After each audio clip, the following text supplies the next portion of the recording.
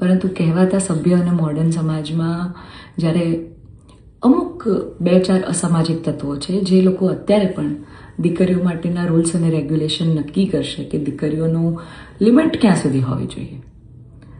દીકરીઓને ફ્લાય કરવા માટે પાંખો મળી છે, એને વીંજવાની અને એને કાપવાની વાતો છે. આ બધી દીકરીઓ અત્યારે તેજસ જેવી પ્લેનો ઉડાઈ રહી છે, યુદ્ધ કરી રહી છે, રણ મેદાનમાં છે, સંસદમાં છે, વિજ્ઞાન અને ટેકનોલોજીમાં છે. હમણાં ઓપરેશન સિંદૂર જે થયું એમાં 2 દીકરીઓએ લીડ લઈને આપણને પૂરા દેશને ગૌરવ અપાવ્યું હતું.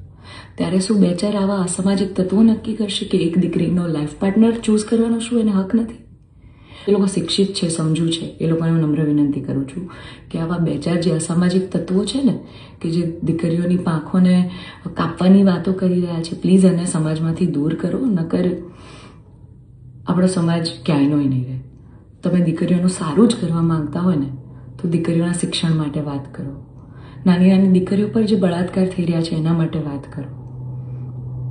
દીકરીઓની પ્રતિભાને આગળ લાવવાની વાત કરો. ચલો આ બધી પ્રતિભાને બધી તો મોડર્ન વસ્તુ થઈ ગઈ. હજી જૂના 18મી 17મી સદીના કુરિવાજો આપણા સમાજમાં ચાલ્યા આવે છે. હજી કેટલા બાળ લગ્ન થાય છે આપણને બધાને ખબર છે. સાટા પ્રથા ચાલુ છે જેની પીડિત હું પણ છું, તમને બધાને ખબર છે. દીકરીઓના પૈસા લેવામાં આવે છે. અલા દીકરીઓને તમે ઘૂંઘટામાં રાખો છો અને તમે એમ કહો છો કે અમે દીકરીઓનું સારું કહેવા માંગીએ છીએ.